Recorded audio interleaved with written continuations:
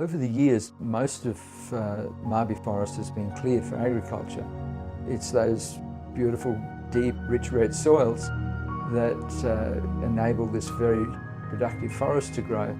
Also allows for wonderfully productive agriculture on the tablelands. Of recent years, there's some of the small patches have suffered from fire, from encroachment from stock, but there's a lot of good things happening as well. Many farmers are planting around their little patches of Mabi Forest to make them more secure and treat, and the Barron River Catchment Care have been planting along the Barron, along Peterson Creek, and building corridors between small patches to enable wildlife to move between them. Mabi Forest is a wonderful forest.